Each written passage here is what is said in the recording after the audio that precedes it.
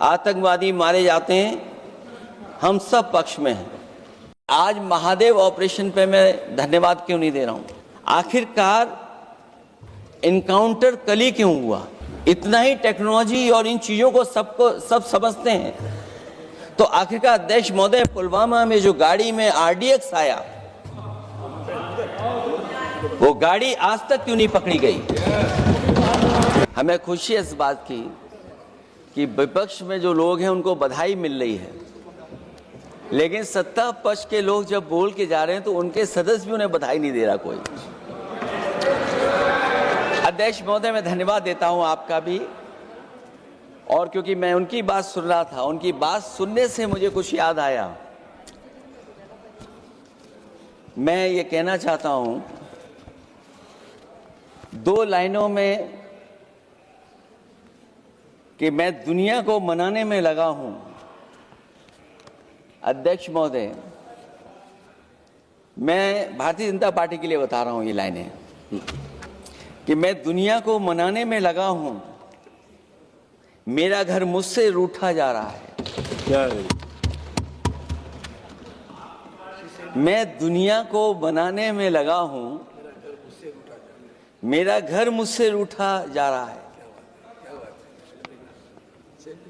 अध्यक्ष महोदय, बात शुरू करने से पहले मैं सबसे पहले भारत की सेना, उसका आभार, उसका धन्यवाद देना चाहता हूं। दुनिया में साहसी फौजों में गिनती अगर होती है तो हमारी भारत की सेना सबसे आगे दिखाई देगी। उनके पराक्रम पर, उनकी वीरता पर, उनके अदम्य शौर्य पर हमें सबको गर्व है। कोई ऐसा भारतीय नहीं होगा जिसको गर्व ना हो। हमें अपनी फौज पर गर्व है, और हमें इस बात के लिए भी गर्व है कि जब सेना ने अपना ऑपरेशन शुरू किया तो पाकिस्तान के जितने भी टेररिस्ट कैंप थे उन पर अटैक किया गया। न केवल पाकिस्तानी कैंपों को नष्ट किया गया, बल्कि पाकिस्तानी जो एयरबेस है उन तक पहुंच गए, उनको भी नष्ट किया, ध्वस्त किया।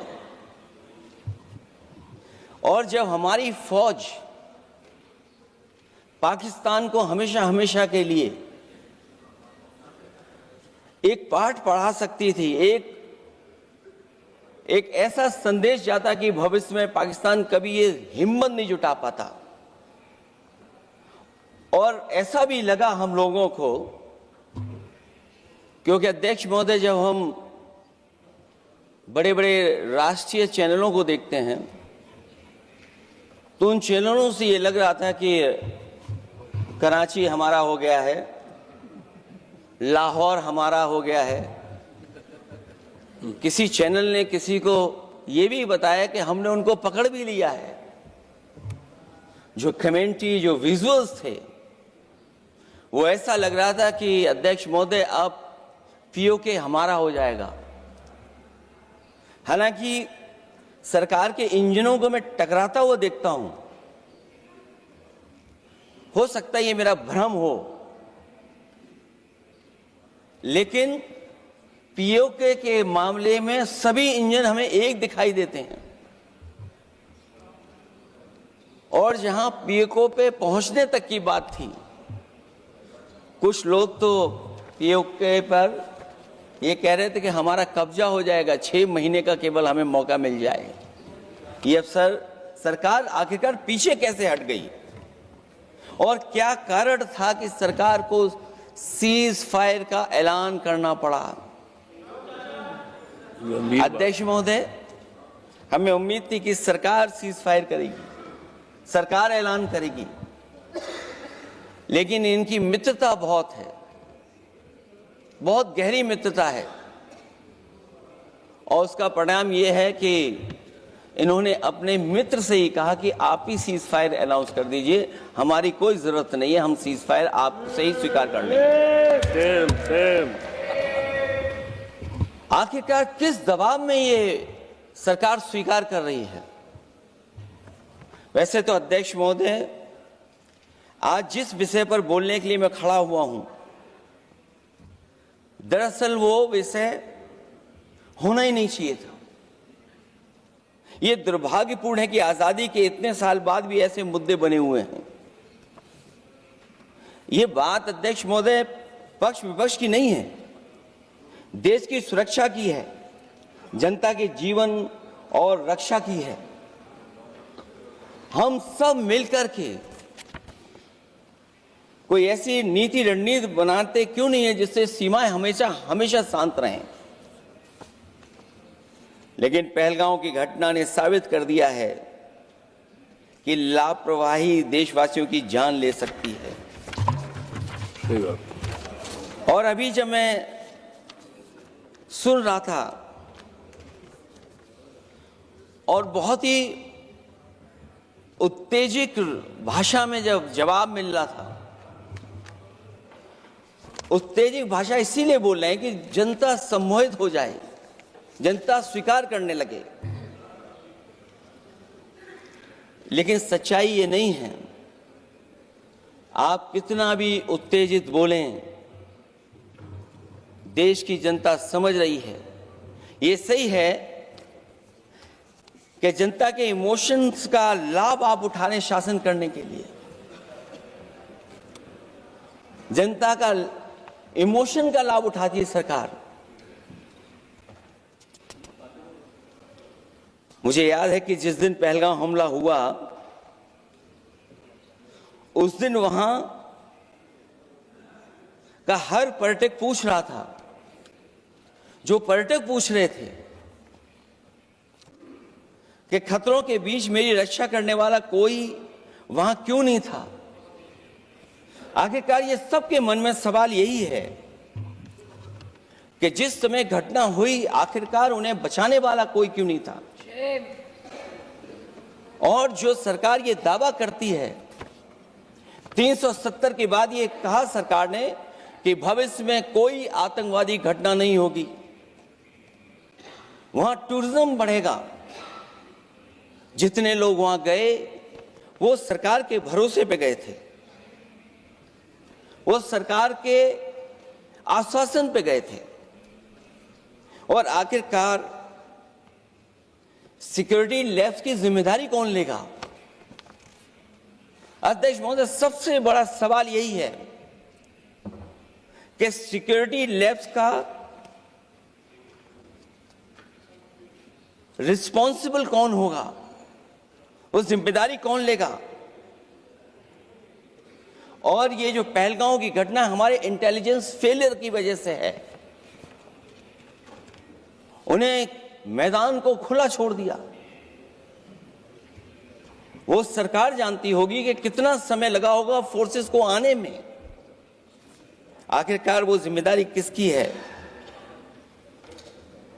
और फिर सरकार को यह जरूर बताना चाहिए कि सरकार क्या क्या कदम उठा रही है कि भविष्य में ऐसी घटना ना हो। क्योंकि पहलगांव से पहले पुलवामा भी हुई और पुलवामा में भी यही बात रखी गई थी कि इंटेलिजेंस फेलियर है। उस समय भी किसकी जिम्मेदारी थी इंटेलिजेंस फेलियर की? किसी को नहीं पता। और अगर इंटेलिजेंस फेलियर पहले था तो पहलगांव में भी वही इंटेलिजेंस फेलियर हम लोगों को और पूरी देश की जनता जानती है आखिरकार जिम्मेदारी किसकी बनती है। जो लोग बड़ी बड़ी बातें कर करके चले गए, कम से कम देश के सामने एक सबसे महत्वपूर्ण सवाल, उसका जवाब सरकार की तरफ से आना चाहिए। क्योंकि हमारी सीमा पर जो सुरक्षा है, जो रक्षा करने वाले हमारे सेना के लोग हैं, वो हमारी सीमाएं सुरक्षित रखते हैं।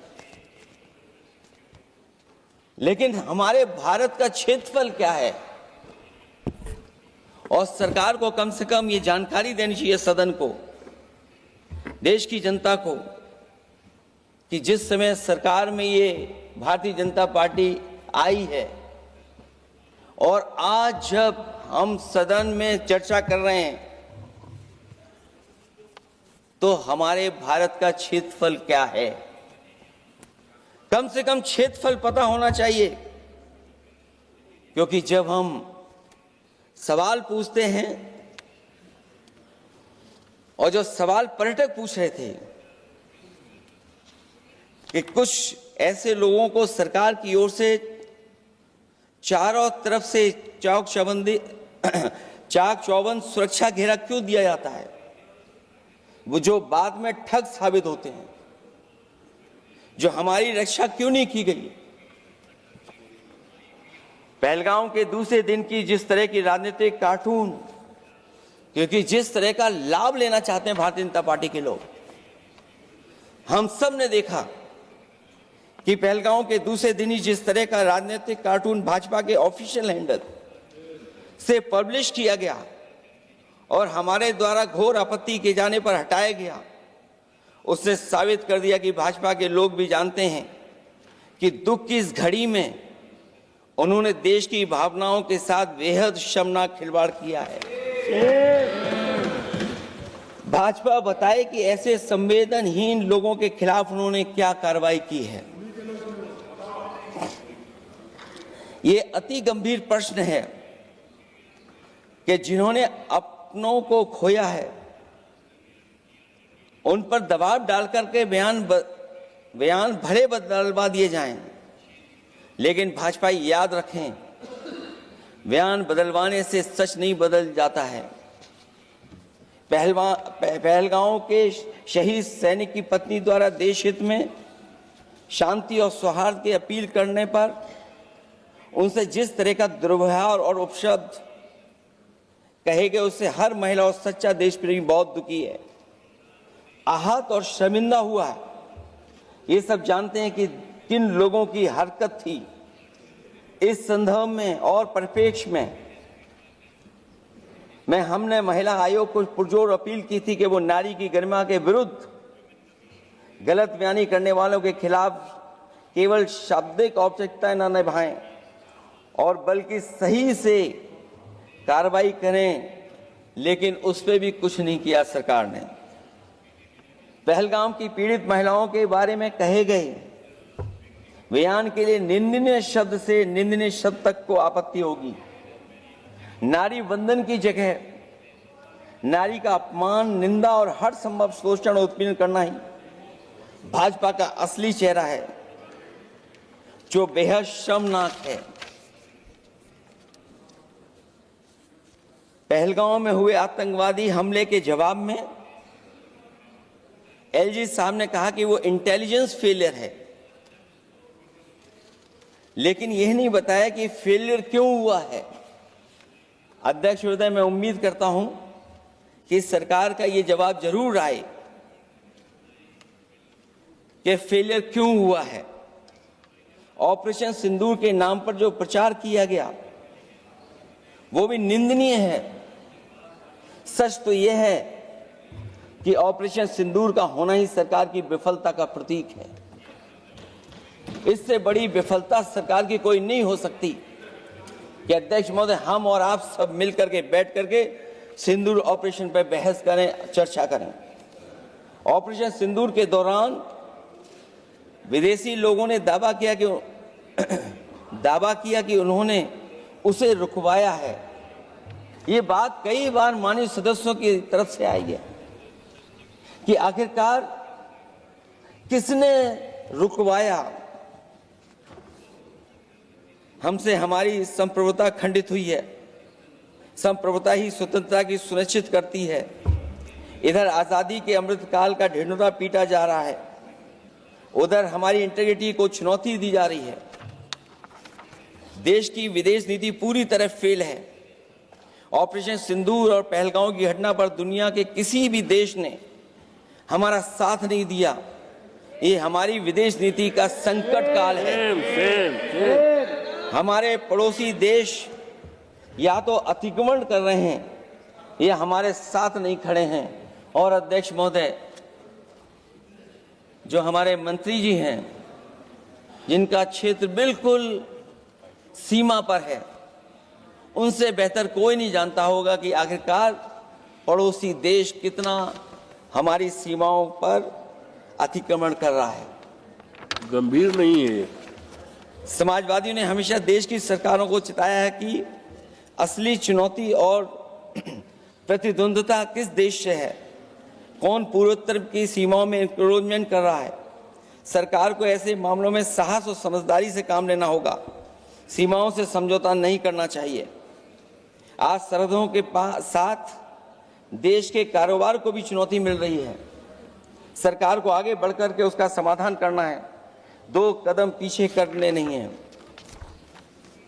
अध्यक्ष महोदय, जो हम लोगों को सुनने में मिलता है, ये सरकार जवाब दे कि आखिरकार जो पाकिस्तान है उसके पीछे कौन सा देश खड़ा है। आखिरकार हमें चीन से उतना ही खतरा है जितना हमारे देश में आतंकवाद से खतरा है।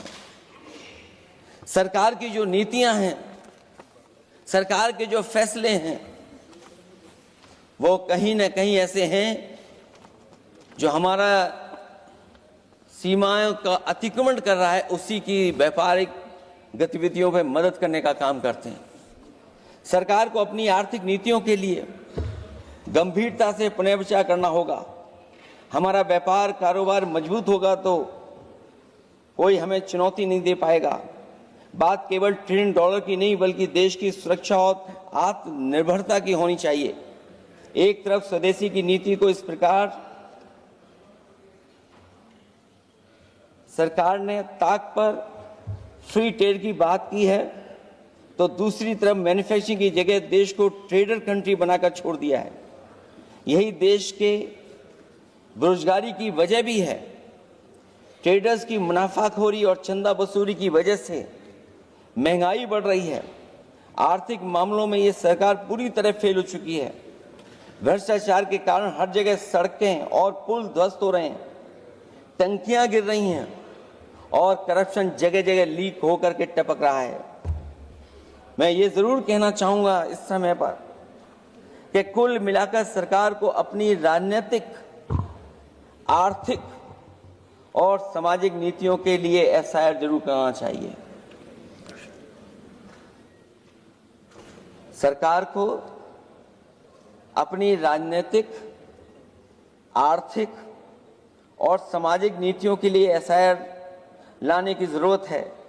वो हर बार ये कहकर नहीं बच सकती कि चूक हुई है, क्योंकि हर बार सरकार ये कोशिश करती है कि इन घटनाओं से बच जाएं हम, केवल चूक कहकर करके।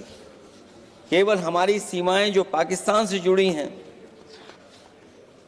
वहां तो आतंकवाद का हमेशा खतरा ही रहता है, लेकिन जो दूसरी सीमाएं हमारे देश की जुड़ी हुई हैं, उनसे भी हमारे देश को लगातार खतरा बढ़ता चला रहा है। आज अपनी सीमा की स्थिति गलवान से पहले की स्थिति तक भी नहीं लौटी है। जो पहले स्थिति थी वहां ये सरकार नहीं पहुंच पाई है। वास्तविक में नियंत्रण रेखा के कई क्षेत्रों में महत्वपूर्ण बफर जोन जब भारतीय गश्ती के लिए उपलब्ध नहीं है, तो पूर्वी लद्दाख में अतिरिक्त भारतीय तैनाती जारी है, जिससे सेना को सैनिकों की भारी कमी का सामना करना पड़ रहा है। हमें उम्मीद है कि जब इतने महत्वपूर्ण समय पर बहस हो रही है, तो सरकार अपनी अग्निवीर वाली योजना को वापस लेने का काम करेगी, जिससे कम से कम सेना की कमी, हमें सेना को पूरी की पूरी सेना मिल सके। जनवरी में अपनी वार्षिक प्रेस वार्ता में जब सेना प्रमुख ने से ये पूछा गया, तो उन्होंने जवाब डालते हुए कहा कि गश्ती से जुड़े फैसले अब स्थानीय कमांडरों पर छोड़ दिए गए हैं। जैसे भारत की सीमाओं की पवित्रता अब राजनीतिक नेतृत्व का नहीं, बल्कि स्थानीय सेवा अधिकारियों का मामला रह गया है। इस पे भी सरकार को बहुत गंभीरता से सोचना पड़ेगा कि जहां लगातार हमारी सीमाओं का एनक्रोचमेंट हो रहा है। चीन ने भारतीय वाहन निर्माताओं के लिए आवश्यक दुर्लभ खनिजों की आपूर्ति रोक दी है। सुना है कि बुलेट ट्रेन प्रोजेक्ट के लिए सुरंग खोदने वाली मशीनें, डीएपी जैसे उर्वरक और यहां तक कि कई बड़ी कंपनियों की रणनीति के तहत उनकी सप्लाई रोकने का काम किया है। जहां हम एक तरफ आत्मनिर्भर का नारा दे रहे हैं, वहीं हम किस पर निर्भर होते चले जा रहे हैं, ये भी विचार करने का सवाल है। सुनने में आ रहा है कि कुछ महीनों के बाद सरकार बीजिंग में मंत्री अधिकारी सब मिलकर के कोई बहुत बड़ी मीटिंग होने जा रही है। कहीं ऐसा तो नहीं है जो कूटनीतिक भागदौड़ चल रही है, कहीं कोई हमारी कमजोरी तो नहीं उजागर कर रही है। इसलिए जहां हमें पाकिस्तान से खतरा है, उसकी सीमाओं से हमारा आतंकवाद आ रहा है, वहीं जो उसके पीछे खड़ा हुआ देश चीन, उससे भी हमें सावधान रहना पड़ेगा। और अध्यक्ष महोदय, हम सब समाजवादियों ने कई मौकों पर ये बात रखी और कही कि हमारा खतरा पाकिस्तान से नहीं है, हमारा खतरा है चीन से। न केवल वो हमारी जमीन छीन रहा है समय समय पर, बल्कि हमारे बाजार को भी छीनने का काम कर रहा है। इस सरकार को कहीं न कहीं आतंकवाद को और पाकिस्तान को लगाम लगाने के लिए 10 या 15 साल का ऐसा फैसला लेना चाहिए जिससे कि वहां से हमारा कारोबार कम होता चला जाए। और अगर हमारा देश महोदय कारोबार कम नहीं होगा तो हम अपने देश को आत्मनिर्भर भी नहीं बना पाएंगे। ये जो आत्मनिर्भर का नारा है, कहीं ऐसा तो नहीं है नारा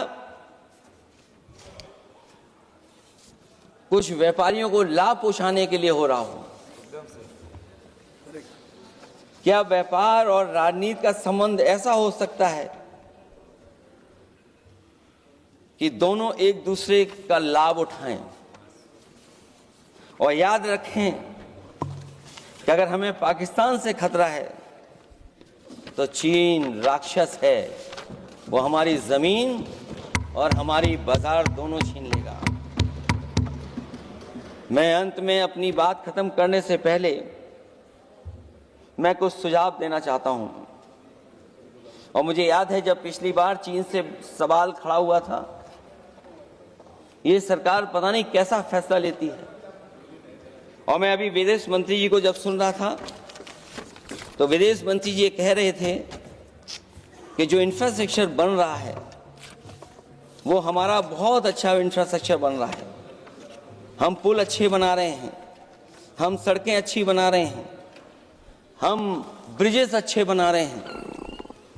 क्या ये सच्चाई है कि जिस तरह का चीन अपने सीमा पर इंफ्रास्ट्रक्चर बना रहा है, क्या उससे बेहतर इंफ्रास्ट्रक्चर हमारा बन रहा है?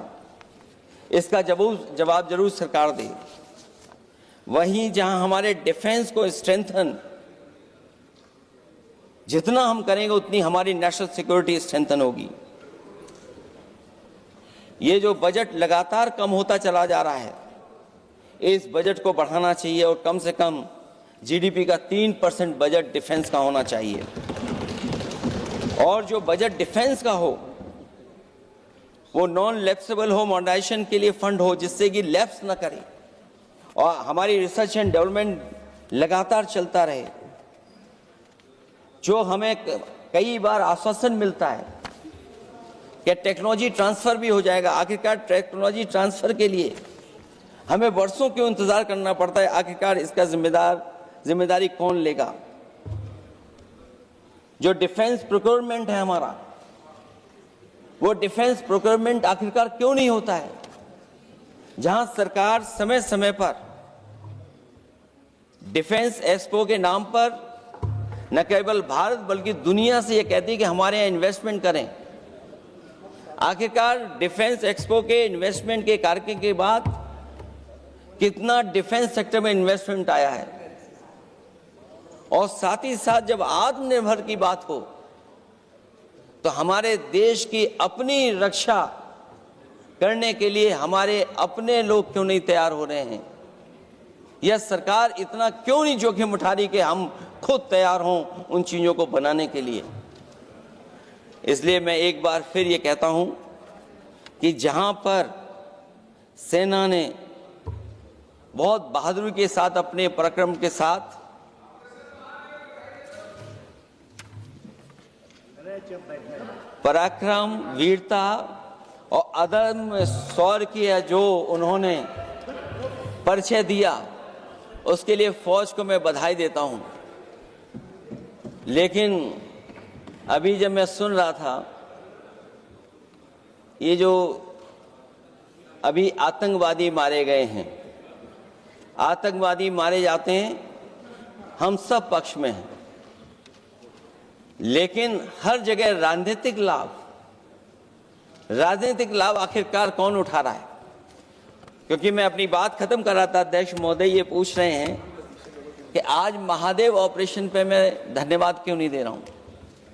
अध्यक्ष महोदय, जिस समय समर्थन की बात आई, पूरे देश के जितने भी राजनीतिक दल हैं वो आपके साथ थे। आखिरकार इनकाउंटर कल ही क्यों हुआ?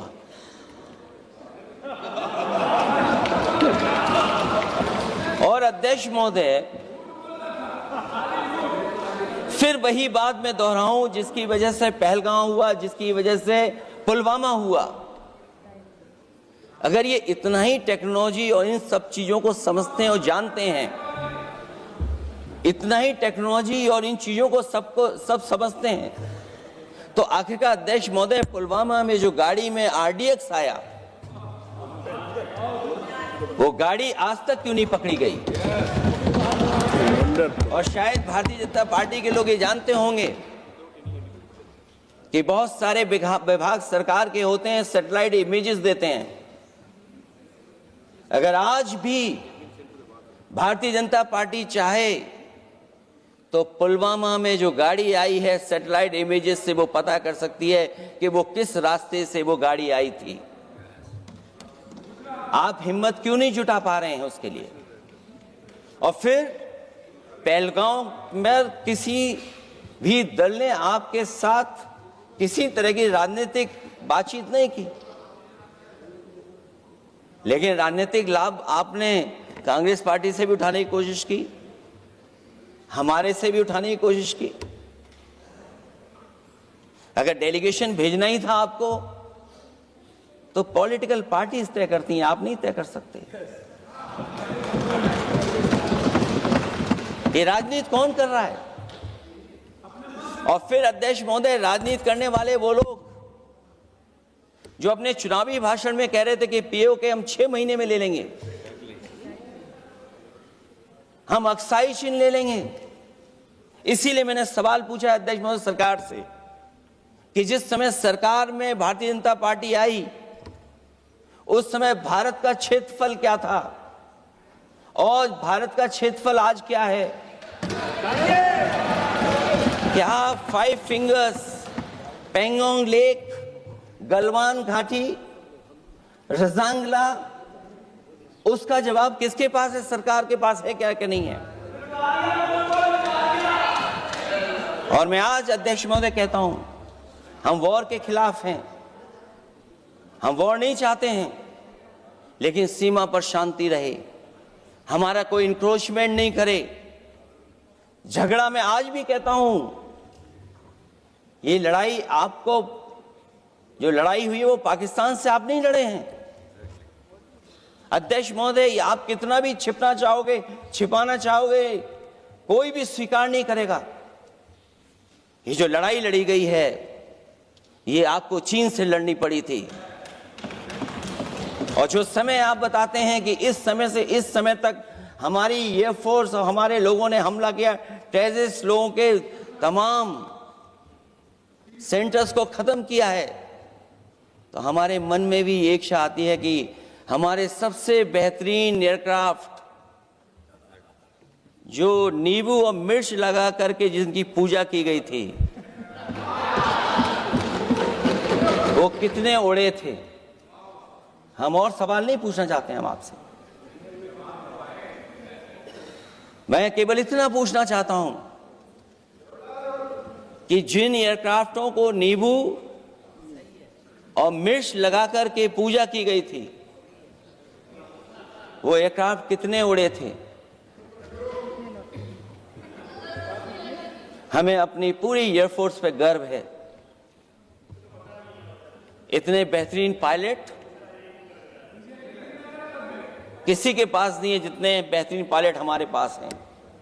और हम समाजवादी वो लोग हैं जिन्होंने ऐसा इंफ्रास्ट्रक्चर सड़कों का बनाया था कि अगर कभी इमरजेंसी हो तो आपका एयरक्राफ्ट वहां पर उतर जाएगा। और देश में पहली बार सुकोई, मिराज और हरकुलस अगर किसी ने सड़क पर उतारे थे तो वो समाजवादी पार्टी और हम लोगों ने सड़क पर उतारने का काम किया था। सही बात। और दूसरा, अध्यक्ष महोदय, मैं और जानकारी देना चाहता हूं। आपके देश के प्रधानमंत्री जी हमारे देश के नहीं, हमारे भी प्रधानमंत्री हैं, हमारे हैं बात खत्म हो रहा है। अध्यक्ष महोदय, मैं फिर बोलता हूं। अध्यक्ष महोदय, मैं तो आपको बहुत अच्छा मान रहा था कि आप ही मुझे बुलवा के गए थे। मैं फिर बोलता हूं, देखिए प्रधानमंत्री जी की लाइनें हैं ये वाली, मैं दुनिया को मनाने में लगा हूं, मेरा घर मुझसे रूठा जा रहा है। आखिरकार कौन रूठा हुआ है? इस देश में जो हमने देखा इतने दिनों में, प्रधानमंत्री जी डिफेंस मिनिस्टर का भी रोल प्ले कर रहे थे। इसलिए जिस सड़क पर हमारे देश के प्रधानमंत्री जी हरकुलस विमान से उतरे थे, वो हाईवे किसी ने डिजाइन किया था तो समाजवादी लोगों ने डिजाइन किया था। यूपी में तो डिजाइन हो गया एक और, लेकिन देश में क्यों नहीं ऐसी सड़कें बन रही जहां पर इमरजेंसी के समय पर एयरफोर्स इसको इस्तेमाल कर सके?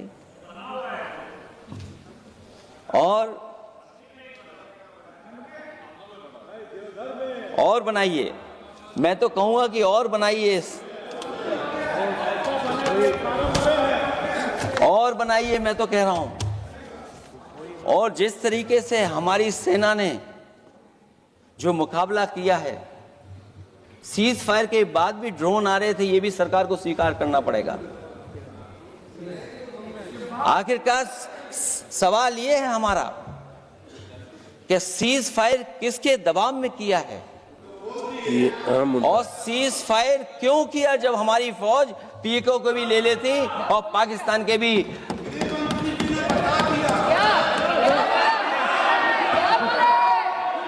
अध्यक्ष महोदय,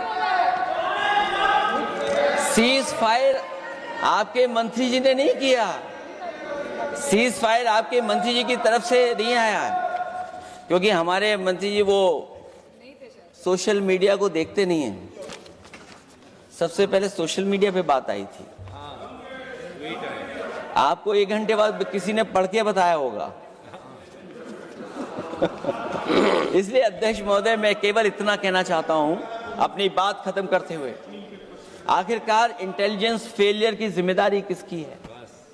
हमारे भारत का क्षेत्रफल कितना 2014 में था और आज क्षेत्रफल क्या है? और लगातार इनकी सरकार में आतंकवादी घटनाएं क्यों हो रही हैं? और हमारे देश को खतरा पाकिस्तान से तो है ही है, लेकिन उससे ज्यादा खतरा हमारा चीन से है। आखिरकार चीन से मुकाबले के लिए आपकी तैयारी क्या है? मुझे उम्मीद है कि जब सिंदूर ऑपरेशन पर सरकार की तरफ से जवाब आए तो इन सवालों का जवाब आए। बहुत बहुत धन्यवाद आपका।